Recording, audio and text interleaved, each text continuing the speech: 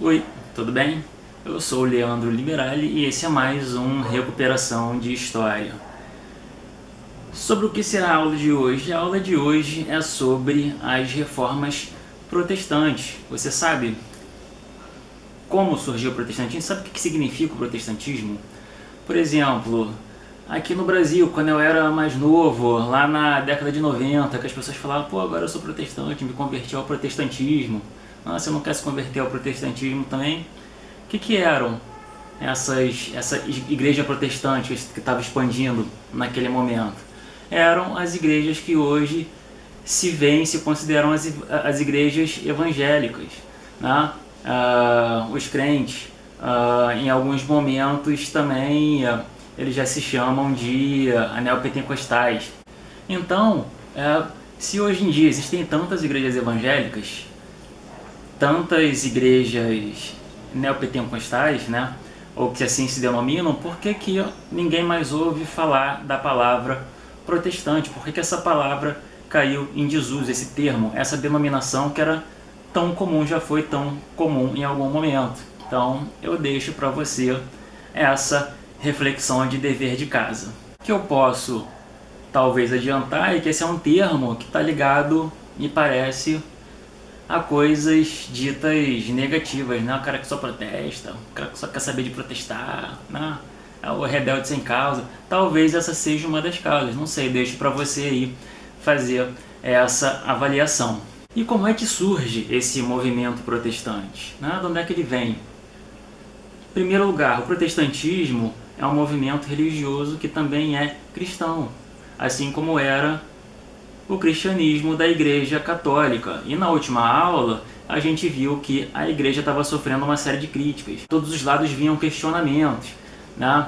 Os dogmas da Igreja estavam sendo confrontados. O comportamento imposto pela Igreja, a visão de mundo da Igreja estava sendo confrontada, estava sendo questionada, estava sendo criticada.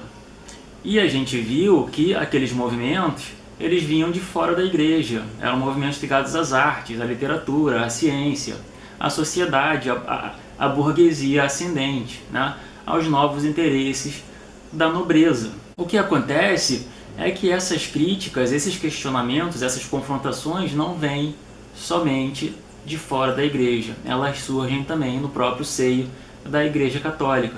Tanto que os primeiros protestantes, os primeiros reformadores, eram o quê? Eles eram católicos, né? Eram monges, eram padres, né? Tinham algum cargo na hierarquia eclesiástica católica. E eles vão criticar uma série de práticas que passam a ser consideradas abusivas. Passam a ser consideradas abusivas por quê? Porque elas eram difundidas há muito tempo na igreja, é claro que variando muito de lugar para lugar. Outra coisa que esses reformadores vão criticar também era o luxo do clero, o clero que vivia próximo da nobreza, o clero que era rico, era o clero luxurioso, né? Era o clero que vivia da ostentação da riqueza e da ostentação do poder. Isso passa a ser também questionado, né? Embora esses novos movimentos também tenham se aproximado de um monte de coisa parecida com isso. Então, quais eram as principais práticas que passaram a ser consideradas abusivas dentro da igreja? A primeira, a venda de indulgências, né? Era o que? Era a venda da absolvição, a venda do perdão do pecado, e que se torna cada vez mais difundido, cada vez mais desmedido, perde-se o controle sobre quem estava fazendo o quê. Lembrando que quem dominava essa mentalidade era a igreja, então o medo era profundamente difundido. Então o medo do pecado, o medo do inferno levava as pessoas a comprarem essa absolvição. E comprava com o quê? Com terra, com riqueza, dependendo do patrimônio de quem estava fazendo essa compra. E isso fazia com que a própria igreja enriquecesse cada vez mais, não só com a questão da riqueza em si, mas também com a própria questão das terras. Muitos desses compradores de indulgências, muitos pecadores que compravam um lugar no céu, deixavam para a igreja o quê? Suas terras, né? Então assim a igreja aumentava cada vez mais o seu patrimônio. Outra prática considerada abusiva era a venda de bens sagrados, ou seja, você pegava lá a parte de um corpo que se dizia que era de um santo e vendia esse bem, a parte de um animal que teria elevado um santo, até mesmo Jesus Cristo, né? Então se difundia essas ideias, as pessoas compravam, pagavam por isso. Corpos, parte dos corpos de santos, né? De antigos santos guerreiros, né? Lá nas suas armaduras e tudo. Se você for num museu europeu, por exemplo, desse tempo, você vai ver muitas relíquias nesse sentido também. Você vai ver lá o ossinho dentro de uma armadura. Era esse tipo de coisa que era vendido. E isso se difundiu assim muito grandemente, né? Se tornou absurdo, se tornou uma coisa absurda, de tão escrachado assim que se tornou. Outras coisas que se vendiam eram bênçãos, favores, eram cargos eclesiásticos, né? Por causa da proximidade ali com a nobreza, né? Quem tinha dinheiro comprava cargos, né? E esse era o fruto dessas relações tão próximas que a gente viu lá entre o clero e a nobreza. E outra coisa que também era muito comum era o desrespeito ao celibato. Desde a fundação da Igreja Católica, quem era clérigo era obrigado ao celibato, né? Deveria ser celibatário, ou seja, não poderia casar, né? E não poderia ter relações sexuais. E isso acontecia muito, e na frente de todo mundo, né? E escrachadamente também, ninguém queria saber. Então, os fiéis, a sociedade estava tudo vendo isso, os próprios monges, desde os mais radicais até os mais próximos da religiosidade, da ortodoxia católica, passaram a criticar essas coisas, né? E passaram a lutar contra isso. Uma coisa que é interessante de verificar, por exemplo, é que no caso da negociata dos bens sagrados, de cargos e de tudo mais, isso já tinha, desde lá dos primórdios da Igreja Católica, do início da Igreja Católica, propostas nesse sentido. Por exemplo, você teve um que foi o do Simão da Palestina, que era considerado de simonia. Ele ofereceu ao Pedro dinheiro para controlar o Espírito Santo, o apóstolo Pedro, né, fundador da igreja. Então, ele oferece dinheiro ao Pedro para controlar o Espírito Santo. Então, isso vem de longe, né?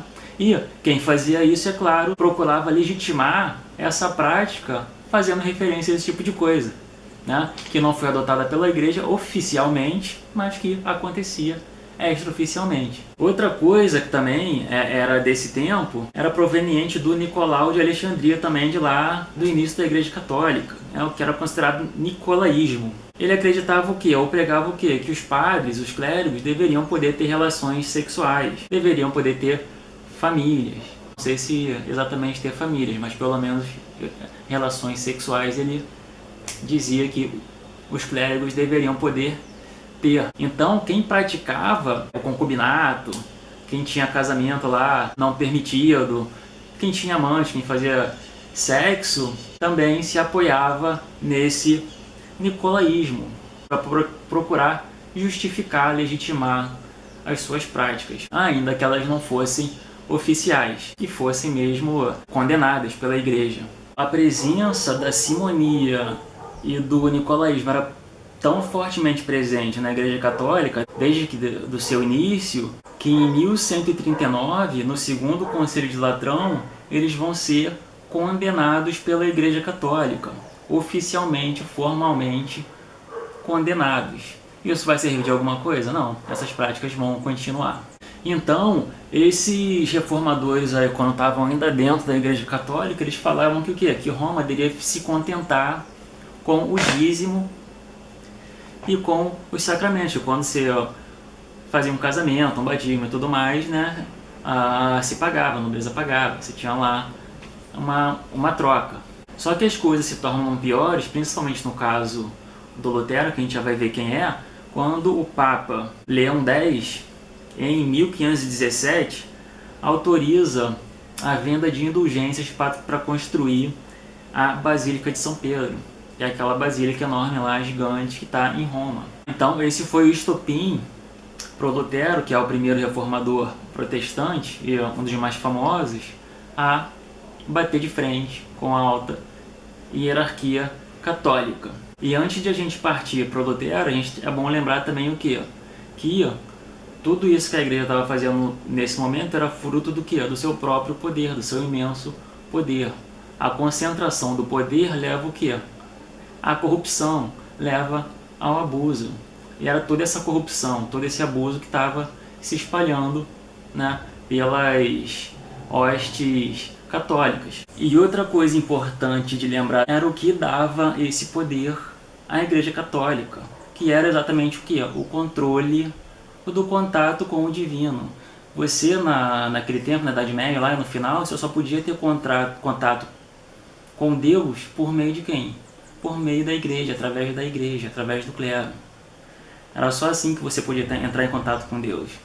Então, essa era a grande razão de todo esse poder que tinha o clero. Agora, isso ligado também à doutrina católica, que tinha relação com o quê? Com você ser um bom cristão, né? Praticar boas obras, né? E ter fé em Deus. Agora, isso sempre e somente intermediado pela Igreja Católica, pelo clero.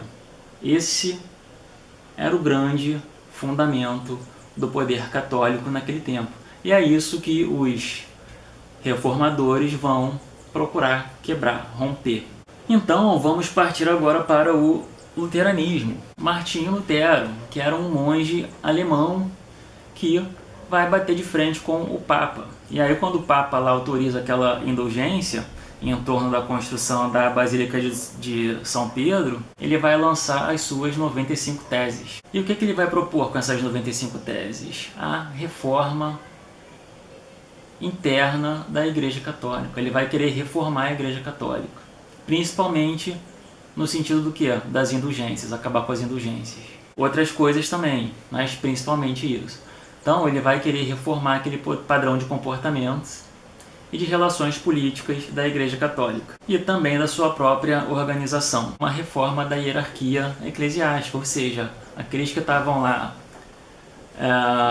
que faziam parte do alto clero também iam ficar completamente satisfeitos com Lutero. E aí em 1520 há uma radicalização desse confronto, porque em 1520 o Papa Leão X vai lançar uma bula papal como resposta às 95 teses do Lutero. E além do Papa reafirmar a doutrina e a organização católica, ele vai ameaçar o Lutero de excomunhão. E o que Lutero faz? Em tréplica, ele vai queimar publicamente a bula papal. E quando ele queima a bula papal já era, né? Não tem mais volta. Ele é excomungado em 1521 e há uma ruptura total. Então o Martinho Lutero, que era um monge e teólogo, ou seja, ele vivia em torno da intelectualidade católica, não era bobo. Quando há essa ruptura, ele vai criar uma nova doutrina cristã, que é o luteranismo. E quais são as bases dessa doutrina? O fundamental da doutrina luterana é a justificação da salvação pela fé. A principal forma para você ser salvo era você ter fé em Deus, fé em Cristo. Esse era o fundamental. De nada adiantavam as boas obras feitas em vida, ou elas não eram tão importantes quanto a fé. Além disso, ele pregou o quê? O sacerdócio universal. Na Igreja Católica, quem que podia praticar o sacerdócio? Somente os padres, somente quem fosse autorizado pela Igreja. Ele vai dizer que não. Qualquer pessoa que tivesse conhecimento da Bíblia, domínio sobre as Escrituras, poderia praticar o sacerdócio, né? Desde que reconhecido pelo quê? Pela sua comunidade. E ele vai também pregar, nesse caso parecido com a Igreja, a tese da infalibilidade da Bíblia. Quando ele coloca isso, que a salvação se dá pela fé e não pelo pagamento de indulgências ou qualquer outra coisa nesse sentido, ele vai estar o quê? Entrando em confronto direto, em ruptura direta com a doutrina que era praticada pela Igreja Católica. Ele vai estar dizendo que a Igreja não é importante para você ser salvo. Não é o clero, não é um membro do clero que vai te salvar, é você mesmo, pela sua fé. Com relação ao sacerdócio, ele dizia que todo bom cristão poderia ser pastor, desde que fosse um estudioso das Escrituras, tivesse o controle do conhecimento da Bíblia. Ou seja, para ele não havia uma separação radical entre o clero e a massa de fiéis, entre o clérigo e os seus fiéis. Qualquer um deles podia ser, desde que fosse reconhecido e tivesse capacidade para tanto. Com relação à infalibilidade da Bíblia, isso é importante por quê? Porque a Igreja Católica naquele momento pregava a infalibilidade do Papa. Era o Papa que era infalível e que era um dos fundamentos do poder da Igreja Católica. Quando ele diz que não é o Papa que é infalível e sim a Bíblia que é infalível, ele propõe uma outra ruptura frontal com a Igreja Católica. Outra coisa, ele dizia que o celibato era uma hipocrisia. Não adiantava proibir as pessoas de não casarem, de ter relações sexuais, de terem amantes ou o que fosse, de viverem ainda que de forma não oficial. Isso era uma hipocrisia que as pessoas iam fazer. Então, ele nem chegou a cogitar o celibato nessa sua nova doutrina. E outra coisa importante é que ele foi o primeiro tradutor da Bíblia. Quem controlava a Bíblia, o conhecimento bíblico, era a Igreja Católica, que era sempre a Bíblia era sempre escrita em quê? Em latim, que praticamente só quem dominava eram os monges, eram os clérigos, e que não eram traduzidos para as diversas línguas. Quem vai dar início a esse processo de tradução e de popularização do contato com a Bíblia é o Lutero, com a sua primeira tradução para o alemão. E em quem que o Lutero vai se apoiar para levar adiante essa sua doutrina, essa sua reforma cristã? A gente viu que quem tinha todo o poder militar, todo o apoio da nobreza na Europa era a Igreja Católica. Então ele vai se aproximar de quem? Como é que ele vai conseguir sustentar, já que ele foi excomungado? Ou seja, ele não tinha nem os membros da Igreja Católica a seu favor, e a nobreza, de maneira geral, estava com a Igreja Católica. Ele vai se aproximar de senhores feudais do Sacro Império Romano Germânico, na região mais ou menos ali da Alemanha, que a gente viu lá na Idade Média, que a Igreja em si foi tornando como que um império espiritual, dominando as mentalidades daqueles antigos povos bárbaros, que viviam lá atormentando e sendo atormentados pelo império antiquíssimo já, Império Romano. Então você tem alguns senhores feudais desse império que estavam insatisfeitos, que queriam o quê? Queriam mais poder, queriam mais terra. Você tinha uma alta nobreza que era extremamente próxima da Igreja Católica, e que dava as cartas naquela região. Então ele se aproxima de uma nobreza que está um pouco afastada desse poder, que está insatisfeita com esse poder, que quer se confrontar, que quer se tornar uma alta nobreza e que não tem entrada. Por quê? Porque esse reino católico aí já está dominado por uma alta nobreza em aliança com um alto clero. E o que esses senhores feudais, esses nobres vão querer ao se aproximar do Lutero? Exatamente aquilo que a igreja mais tinha, que era terras e riqueza. Eles queriam tomar o vasto território que a Igreja Católica tinha naquela região. Então, quando ele entra com essa religião, e que os nobres veem em Lutero essa possibilidade de um confronto que vai se tornar religioso, mas que vai se tornar político,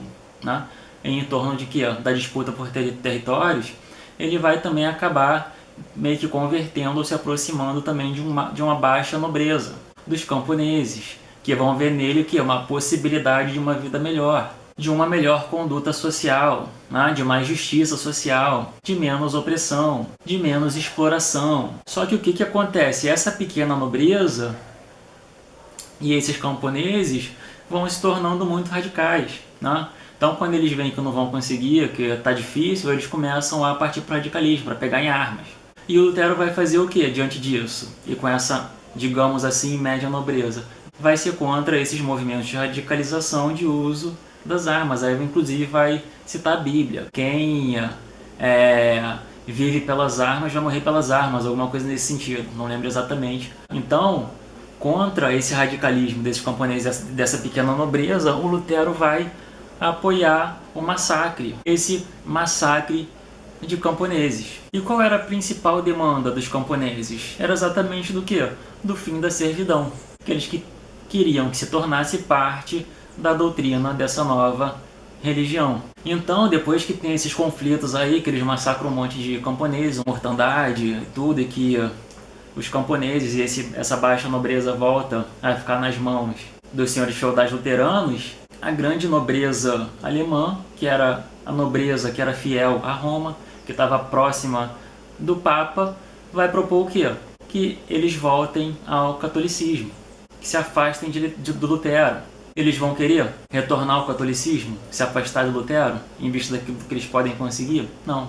Eles vão manter a sua posição, vão manter o seu radicalismo, tanto que isso vai levar ao quê? A uma guerra entre a nobreza luterana e a nobreza católica. Tanto que vai ser uma guerra que inclusive vai ser chamada em campo aberto, vai ter uma guerra em campo aberto, né, como eram aquelas guerras medievais. E é nessa fase também que surge essa denominação de protestante ou de protestantismo, né, que essa nobreza luterana mantém lá os seus protestos contra a igreja e contra a alta nobreza.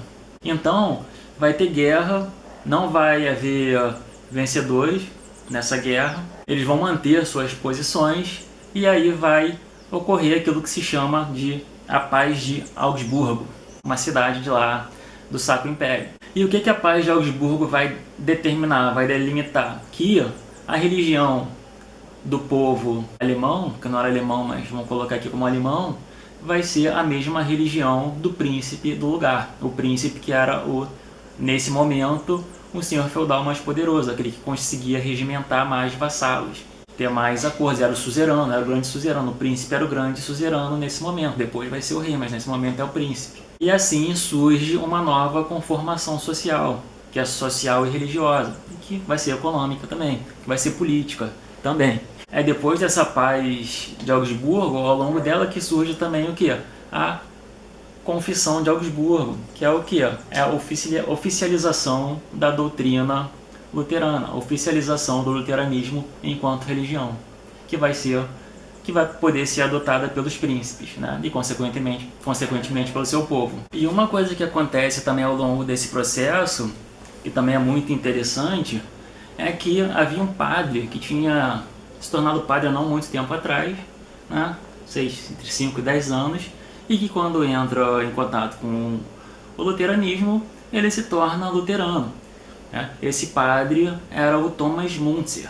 E ele era um padre que vivia o quê? Ele vivia entre os camponeses, vivia entre os servos, né? Então, ele era um desses que queria justiça social, que queria acabar com a opressão, com a repressão, né? Com a exploração, né? Tanto que depois vai ter gente que vai dizer que ele foi um dos primeiros socialistas. Eu, pessoalmente, acho que não, porque o que ele queria era acabar com a opressão, com a exploração e viver melhor, é só isso que ele queria, né? Mas, enfim, isso é uma outra questão. Então, esse Thomas Müntzer, ele junto com esses camponeses, com esses servos, ele lança 12 artigos, que eram 12 demandas aos senhores feudais, à nobreza. Entre essas demandas, ele pede o quê? A abolição do dízimo e da servidão, né? Que já era uma demanda anterior. Então, nesses artigos, ele basicamente pede justiça social e uma nova forma de organização onde todos possam ser felizes. E como eu falei, eles vão ser condenados por Lutero,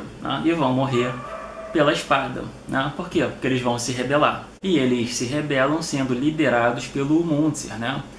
E o que é interessante é que o Müntzer vai dar origem a uma outra igreja protestante, que é a igreja anabatista. Então o anabatismo vai surgir dessas demandas e dessa luta do Müntzer junto com os seus camponeses. E para finalizar essa questão do Lutero, o que é muito importante também a gente ter em mente? A questão do ascetismo. O que é o ascetismo? O ascetismo é a forma de contato com Deus, a forma pela qual você se aproxima de Deus. A gente viu lá aqui com a Igreja Católica que esse contato só podia ser feito por meio do clero, através do clero. Você não podia entrar em contato com Deus, né?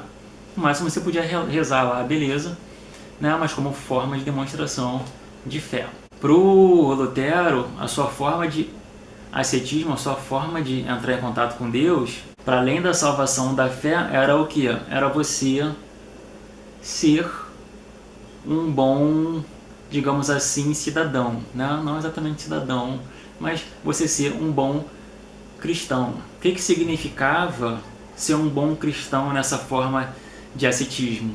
Significava que não importava qual fosse a sua colocação no mundo, seu papel social, a sua profissão, onde Deus te colocou. Lutero dizia que Deus te colocou aonde você deveria estar. Não importasse a sua classe, não importasse o seu estamento social, nada disso importava. Lutero dizia que onde você está é onde Deus te colocou e onde você merece estar. Então a forma de você se aproximar de Deus nesse sentido era fazer isso da melhor forma possível. Se você fosse um camponês, qualquer que fosse o seu trabalho, fazer isso da melhor forma possível. Se fosse um servo, a mesma coisa. Se você fosse um artesão, a mesma coisa. Se você fosse parte da nobreza, a mesma coisa. Você deveria fazer aquilo que você faz, aquelas suas obrigações que Deus te deu, da melhor forma possível. Essa era a forma de você entrar em contato com Deus. E é por isso ia contra também, ou justificava ser contra as revoltas, as rebeliões populares. Porque aquilo ali para ele era uma forma de quê?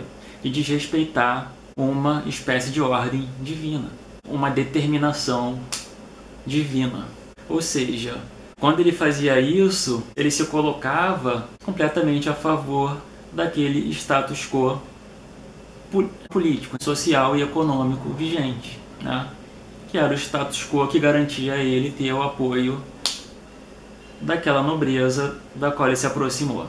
E depois de Lutero, mais próximo, temporalmente, vai surgir um outro reformador, que é considerado muito radical. Quase todo mundo se referia a ele como um grande radical. Tinha uma época assim, lá, não sei, lá pelos anos 80, talvez antes, talvez depois, quando você via um radical assimzão, vocês falam, pô, tá muito calvinista, você é o calvinista. Não acontecia isso.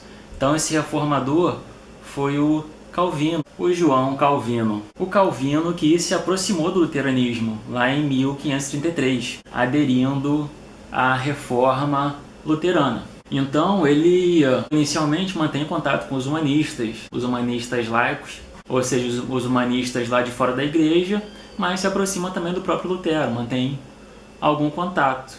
Então ele começa a pregar o luteranismo ou o protestantismo lá na França, em Paris, que ele era membro, burocrata de uma universidade, era próximo de um superior dele dentro da universidade, não tenho certeza agora se era o reitor, e ele começa a trabalhar junto com esse superior dele e a difundir, a divulgar o protestantismo, né, o luteranismo. Mas chega um momento que ele não vai mais ter espaço para isso, vai começar a ser perseguido, vai começar a ser censurado, e aí ele vai fugir para a Suíça.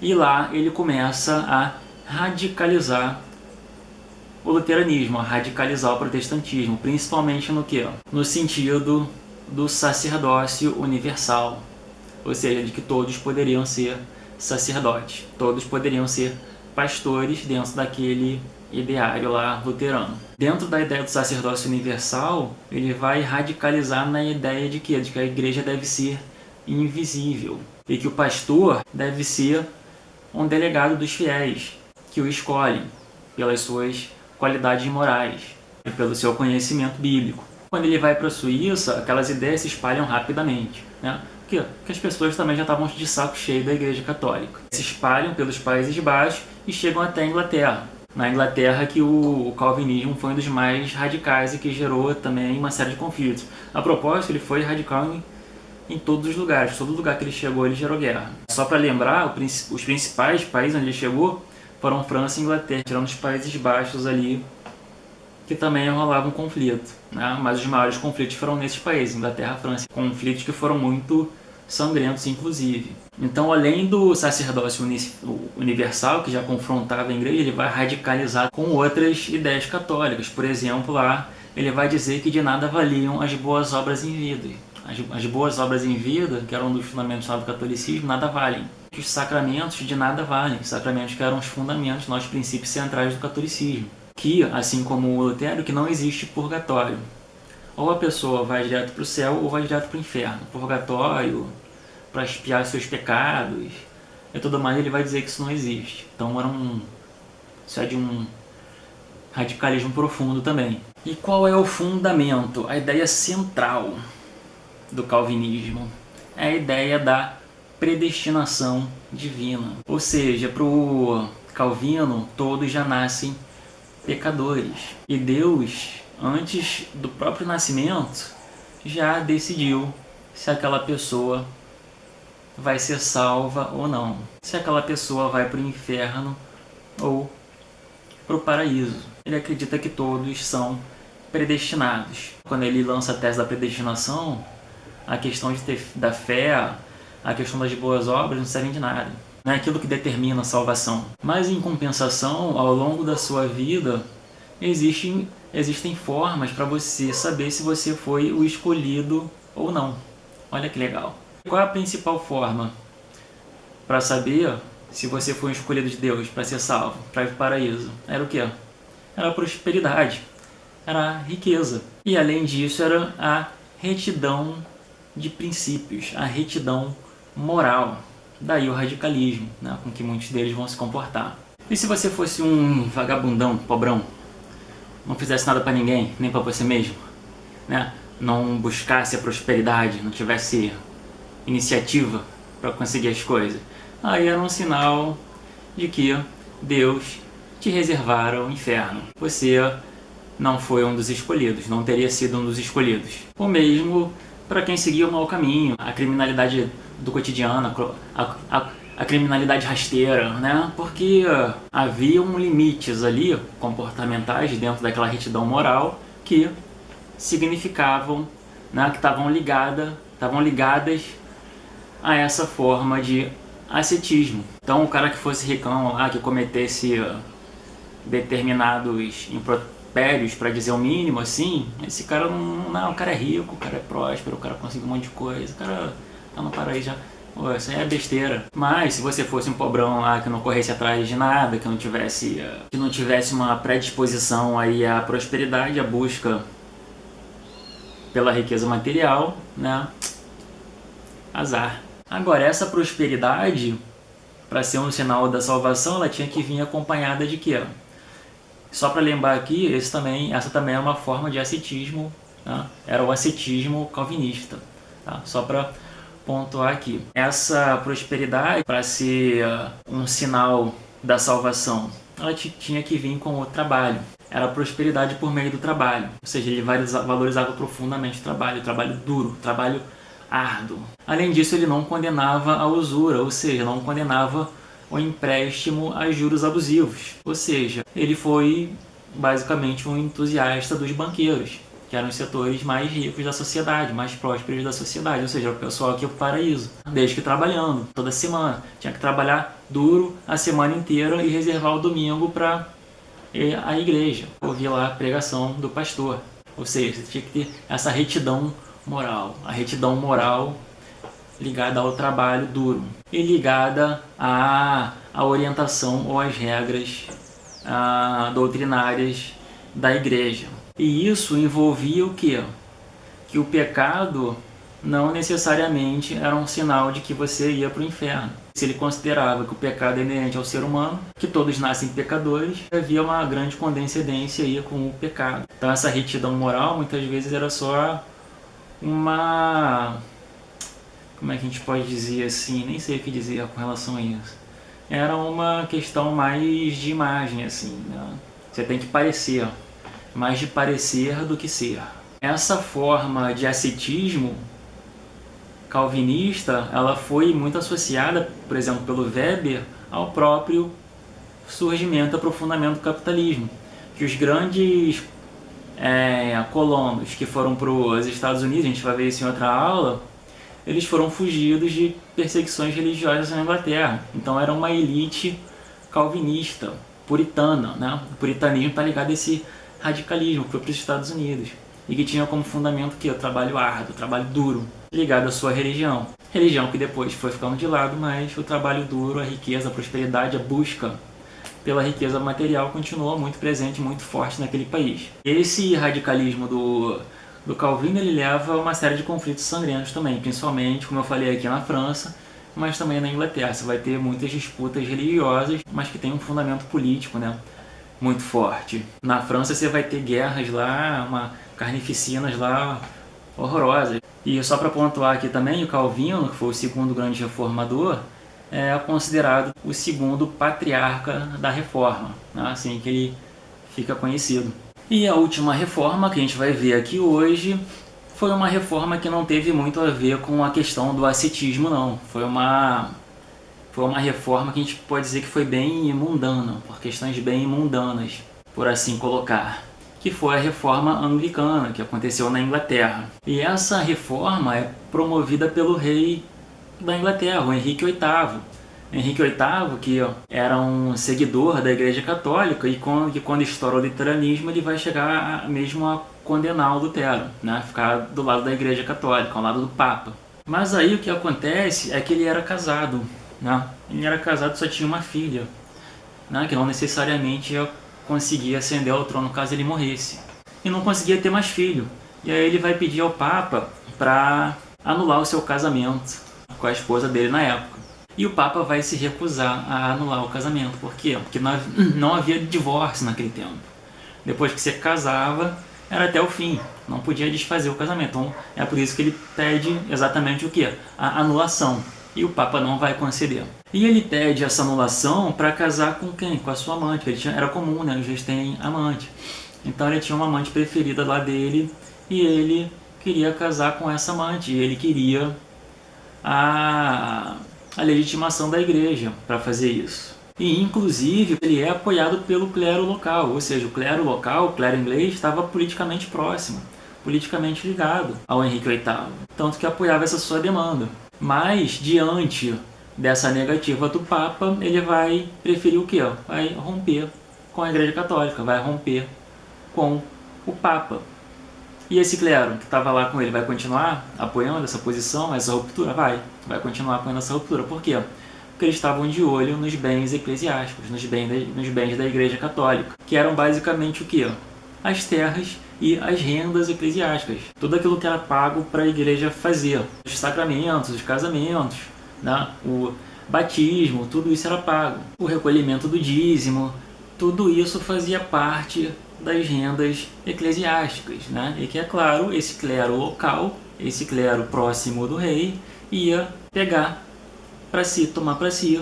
Agora, é claro que não tomar completamente. Por quê? Porque o rei também tinha outros setores lá a quem agradar, né? Eles tinham que agradar também a nobreza. Tá? Você tinha um parlamento forte já na Inglaterra. Tá? Então esse pessoal também ia ter que ficar com uma parte, né? Mas pelo menos, se ela não ficou com tudo, tá? Esse clero local aí passou a controlar esses recursos. E isso leva a um enfraquecimento da Igreja Católica na região, enfraquecimento que favorece o poder, a centralização do poder do rei Henrique VIII. E aí quando isso acontece, lá em 1533, o Papa excomunga o rei. E quando ele excomunga o rei, ele publica, né, o Henrique VIII, o chamado Ato de Supremacia. Ato de Supremacia que é apoiado, para além do clero, pelo parlamento, pela nobreza inglesa que fazia parte do parlamento, né, pela ascendente para uma ascendente já burguesia, que vai apoiar esse ato do rei. E esse ato determina o quê? Determina a criação da igreja anglicana e a nomeação do rei como o primeiro chefe dessa nova igreja da Inglaterra. Em tudo isso ele vai ser apoiado por essa sua base econômica, política e social, né, que vai consentir em tudo isso aqui, principalmente nas questões que não eram permitidas pela Igreja Católica, o que fortalece em muito a monarquia. Monarquia que existe até hoje na Inglaterra, como vocês sabem. Agora, para além disso, posteriormente, né, um pouco depois, a Inglaterra, como a gente viu, vai ser um lugar de muito conflito religioso, muito conflito sangrento, né? Como a gente falou, os calvinistas vão se difundir pelo reino, né? Você vai ter guerras religiosas absurdas, né? E, enfim, chegamos ao fim do anglicanismo e das reformas protestantes. E aí é importante pontuar que essas reformas, de maneira geral, serviram para quê? Ou trouxeram o que, de novo, à Europa? Elas levaram ao surgimento de diversas correntes com vários nomes, né? Outros nomes surgiram, novas correntes surgiram posteriormente. Diversas igrejas, todas baseadas na questão do sacerdócio universal, na questão das lideranças locais, do pastor ser um delegado das comunidades, né? Então isso levou a uma expansão, né, dessa religião de diferentes formas, apesar dessas linhas centrais do calvinismo, do luteranismo e do anglicanismo, né, que se tornaram as mais fortes. Toda essa pulverização religiosa leva ao fim do monopólio da Igreja Católica. Acabou o monopólio da Igreja Católica aí. a Igreja Católica, a partir daí, vai passar a disputar poder. E o que a Igreja Católica vai fazer antes de tudo isso? De toda essa ruptura? Ela vai fazer uma contra-reforma, ou aquilo que é chamado também de reforma católica. Lembrando que a Igreja Católica permaneceu muito forte, praticamente única, em alguns países, né? O que viriam se tornar alguns países, como a Espanha e Portugal. Inclusive vão legitimar uma série de absurdos aí que a gente vai ver em outras aulas também. Então a gente tem que essa contra-reforma católica, muitos membros da própria igreja já queriam há muito tempo, já planejavam isso há muito tempo, né? Mas não entravam em conflito direto. Mas o fato foi que essas rupturas ajudaram a acelerar esse movimento. Agora, uma das primeiras reações da igreja foi uma tentativa de quê? Uma tentativa de repressão. Há, em 1542, pelo Papa Paulo III, uma reestruturação do Tribunal da Inquisição. Aquele tribunal que servia para quê? Para matar, para queimar os outros, para torturar. As formas de torturas mais absurdas do mundo, assim, se vocês procurarem, vocês vão ver. As coisas mais absurdas mesmo, assim, de sofrimento humano, mais ignominiosas, né? Essa foi uma falha também onde foi houve uma reabilitação da caixas bruxas, né? Então faziam as coisas mais doentias com as mulheres que eram consideradas bruxas, mas que se voltou também para caçar esses novos hereges, que eram esses protestantes, né? Essas novas religiões que queriam acabar com o domínio da Igreja Católica. E como é que essa reestruturação da Inquisição foi chamada? Chamada de Sagrada Congregação da Inquisição Universal, né? Olha que nome pomposo para massacrar os outros. Apesar de que o massacre ali era uma coisa quase que banalizada, né? Naquele tempo, mas enfim. Outra coisa que é criada nesse tempo é o Index, né? O Index é o quê? É o índice de leituras proibidas, né? De livros proibidos. Era o chamado Index Librorum Prohibitorium, né? Librorum Prohibitorium, alguma coisa assim, né? Se vocês quiserem ver aí. E outra coisa que acontece é que é convocado em 1545 o Concílio de Trento, que é um dos maiores que já houve na Igreja Católica. Durou 18 anos, né? De 1545 até 1563, tudo isso discutindo reformas, nova forma de organização, questões doutrinárias, o que fica, o que sai, o que é reforçado, o que não é reforçado. Então as principais pautas do Concílio de Trento ficam em torno de quê? Da contenção dos abusos do clero, tornar a igreja menos corrupta, né? Fazer com que seus membros se comportassem melhor, parassem de fazer as besteiras que faziam, né? Tirando as besteiras que eram permitidas. Para conter esses abusos e essa corrupção, foram propostas melhorias dos seminários, o fortalecimento das pastorais, né? As pastorais que eram mais próximas da população, mais próximas dos seguidores das mais baixas classes, né? Ou da pequena nobreza, camponeses, favorecimento de algumas dessas demandas sociais, além de apoiar as ordens religiosas que eram mais ligadas a esses setores mais mundanos, que estavam lá trabalhando, fazendo tudo bonitinho, né? Em alguns casos eram até radicais demais, mas era um radicalismo mais idealista e não interesseiro, digamos assim. Você vai ter mais exemplos de boa vontade, de boa fé, de boas ações por parte dessas ordens. Então a igreja favoreceu, né, tudo isso que fosse voltado para fortalecer os laços com as comunidades. A Companhia de Jesus, que tinha sido criada em 1540, vai ser muito fortalecida nesse momento. Companhia ou ordem que era considerada uma ordem modelo, que fazia tudo bonitinho, tudo certinho. Enfim, não ficavam massacrando, reprimindo os outros, embora tivessem os mecanismos de persuasão. Eles eram, além disso, considerados soldados de Cristo,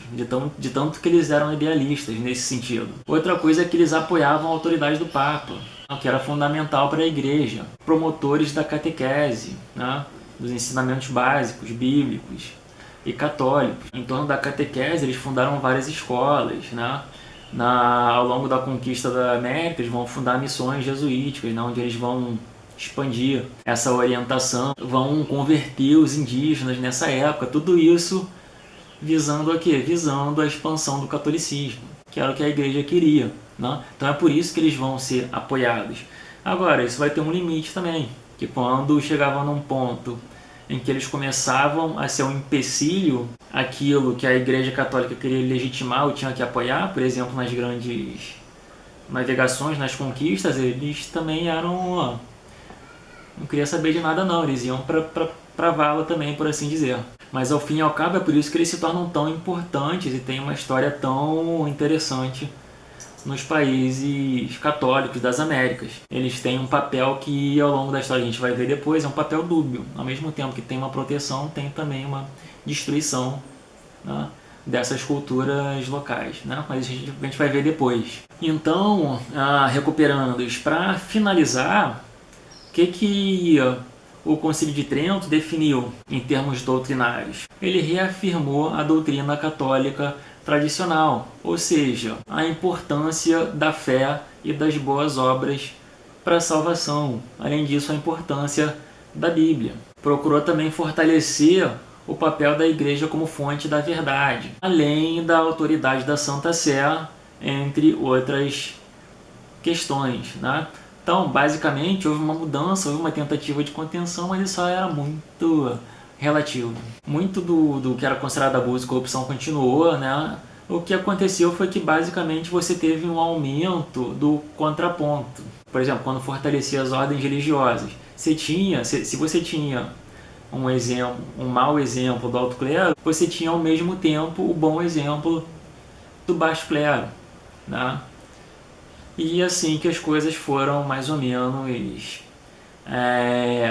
se desenrolando. Espero que vocês tenham gostado dessa aula. Se inscrevam no canal, indiquem aos interessados, aos amigos, aos estudantes. E enfim, é isso. Até a próxima.